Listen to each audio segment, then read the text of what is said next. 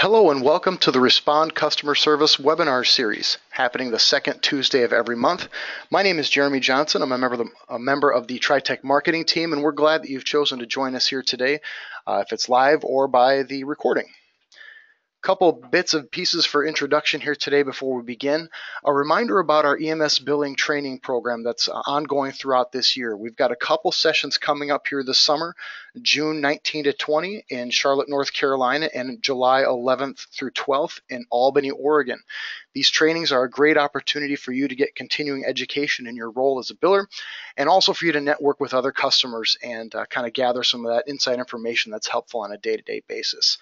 Further updates and opportunities for those trainings are available on our website. You can check those out. And for those two dates that I mentioned, there's a good chance that you will see our presenter today at those training opportunities, so you'll get to hear more from Leah at that point. For our webinar today, I just want to let you know that we've got the dashboard is going to be on your screen to go through the webinar. So please feel free to use that dashboard as you need to.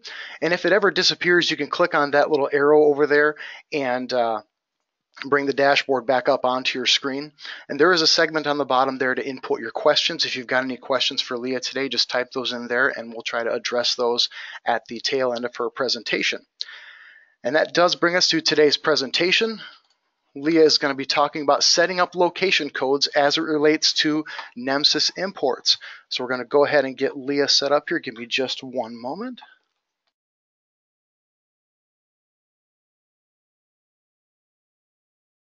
All right.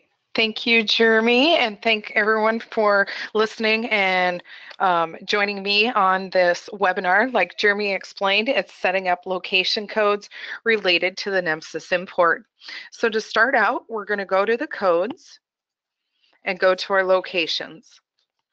So this is where we get to enter the information of all of our locations that we want to affiliate within our system, specifically pickup and drop-off locations. So I'm going to go ahead and use the location that I've already pre-entered into our system.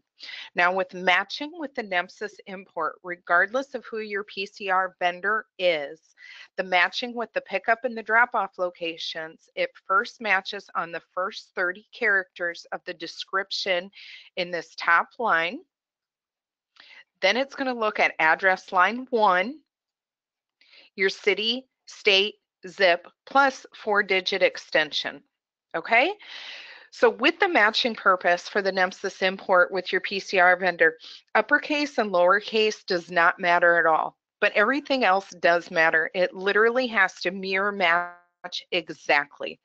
So examples of that is the spelling, spacing, periods, hyphens, any other type of additional characters. So if on your PCR side, you have the same address, but you have it listed as Avenue or Avenue with a period, versus what you have in the billing side, it will not match.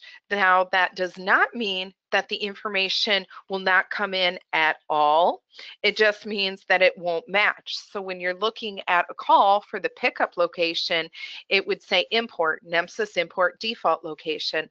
And then your biller would have to take the time and the additional clicks of changing it from that current import into and picking the correct location, for example, for that drop-off location.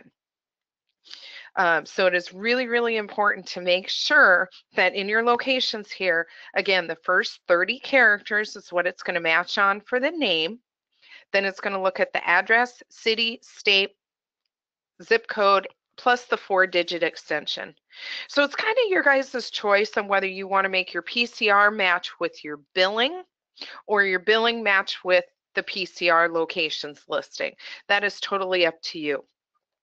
Making sure in the available for use on that you have the particular location listed appropriately. If it's a drop-off location as well as the pickup location, then you'd want them both listed. Also making sure that you have your modifier listed is very important for the billing process. If you are utilizing a Nemsis 2 import, then you would also need this facility ID. If you're not using a Nemsis 2 and you're using a Nemsis 3.3.4 or 3.40, then you do not need to worry about the facility ID there. But matching up with the locations is really, really important. Again, worst case scenario, it doesn't match. It's not going to prevent the data from coming in. It's just the billers will have to correct it on each and individual call for that pickup and or that drop-off location. Keeping in mind with a pickup location, with the Nemsis import, if it comes over as a scene or a resident into the billing program, we know we don't have every single scene or resident listed in our locations listing here, so there's nothing to match. So it's very typical for a scene or a resident to come over with a Nemsis import for the pickup location as the import Nemsis import default location. Then you do have the details button there to be able to see the actual information that the crew would put into that call. So right there you can see the details, as well as in the narrative would help indicate whether it was a scene or a resident. And again, it would be the biller's responsibility to change the pickup location to the appropriate code that you have in your locations of scene or resident or any other type of location. So that's pretty much it in a nutshell for the locations matching with the Nemsis import.